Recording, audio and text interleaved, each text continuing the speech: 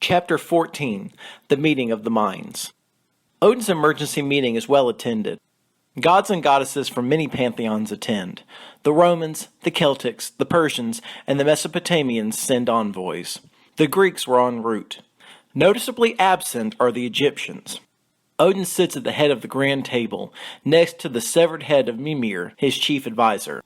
The other great gods and goddesses whisper amongst themselves, socializing and playing catch-up. Minerva, the Roman goddess of wisdom, is agitated. She is the first to speak to the entire group.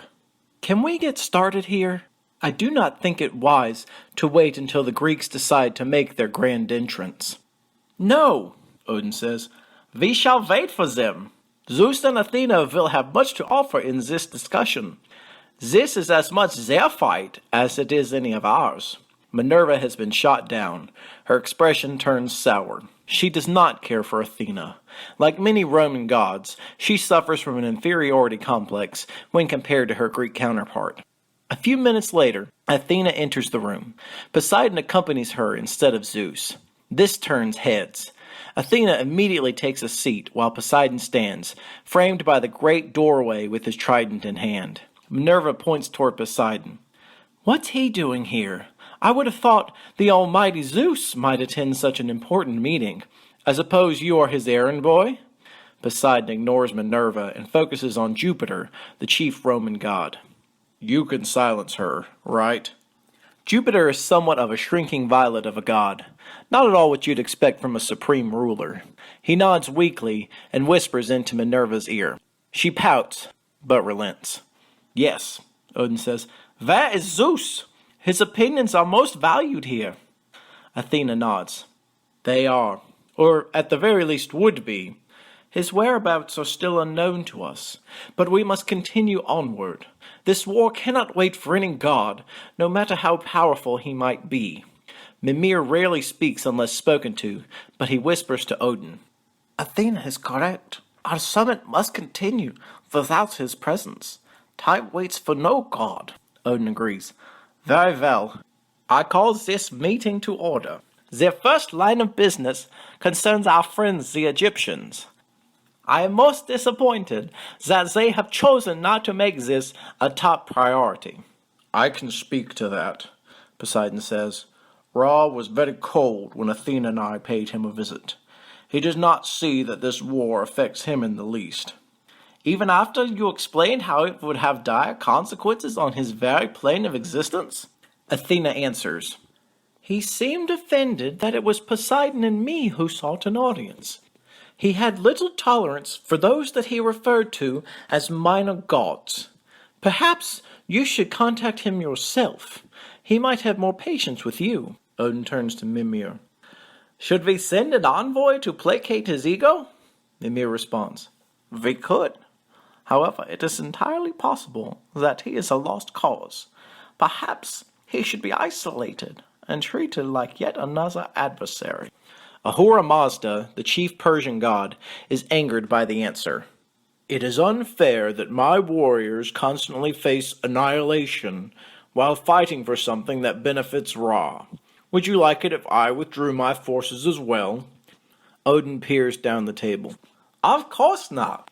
We must remain in our battles. Need I remind you of the consequences of failure? No, Ahura Mazda seethes. However, there must be a way to control the portal and delve out punishment at the same time. If Ra will not send his armies, he should have no ability to access it. Nabu, a Babylonian god of wisdom, chimes in. Surely there are pressures that can be placed upon him. His forces are very strong, and it would be most advantageous to have them at our disposal. Actually, his forces may not be that strong, Poseidon reveals. Egypt is in the throes of a great civil war. According to Thoth, Horus and Set are locked in an eternal struggle. Which means, Athena offers, that we will not have Horus fighting by our side, but the darkness does not have Set leading its forces. Odin considers this. But still, my generals tells the tale of a vast army of Egyptian demons attacking their forces. Where are they coming from? Brigid, A Celtic goddess of wisdom believes she has the answer. Anubis must be sending them. My sources tell me he supplanted Set and garnered support of those in the underworld. Mimir whispers to Odin. Odin nods and says, It is said that your assessment is correct, fair brigand.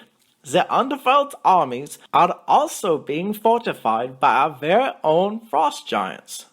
If the Norse cannot act as one, I fear there is little that can be done. Minerva lashes out. If the Egyptians wish to act alone, then perhaps the Romans should as well. We can see how that works out. Athena rolls her eyes. You have no idea what the battle is like, Minerva. You do not engage in it. You would not last a day on the celestial plane, much less a week. Enough, Odin shouts. No one is suggesting anything of the sort. It's just that we need to get our own houses in order before we can defeat the darkness. Poseidon pounces. Odin, with all due respect, I could not disagree with you more. Now is the time for us to pull together as a unit and not let squabbles within our own pantheons deter our movements. Ra has elected to keep out of the battle. We must all sacrifice more greatly.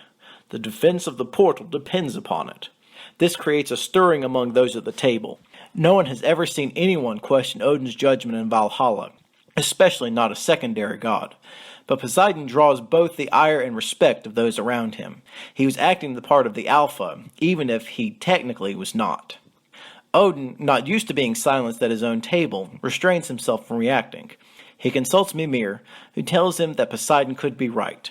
The defense of the portal is of the utmost importance, Mimir explains. It does not matter who or even how this is accomplished, so long as it is. All of us need to act as one. Odin takes the advice of his counselor to heart. Poseidon, I believe you are correct in your measure. Thank you for your insight.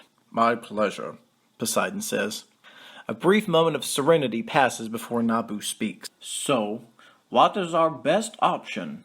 Should we build separate fronts? Mesopotamians fight together? Greeks with Greeks? Celts with Celts, etc.? Or should we intermingle our forces? Athena speaks up. The way the darkness engages us, it is in a lump. They fight over who is among the leadership and who fights in the front. We are a smaller group than they, and I dare say a smarter one. However, we may do better, for the short term, leading our own troops. Odin says, I agree with that to a point. All of us need to work as one.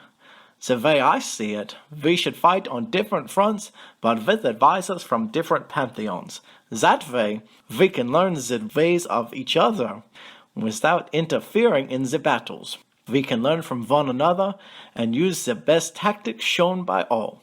In particular, Athena, I would like to see you work with the Romans. You have much in common. Your wisdom will help them fight, and summarily, what you glean will only help the Greeks. Both Athena and Minerva sigh in disapproval. Odin continues, For now, the Mesopotamians shall work with the Persians, and the Celts with the Norse. Together, we shall deepen our alliances. Together, we shall defeat the darkness. Poseidon smiles. This was the response he was hoping for.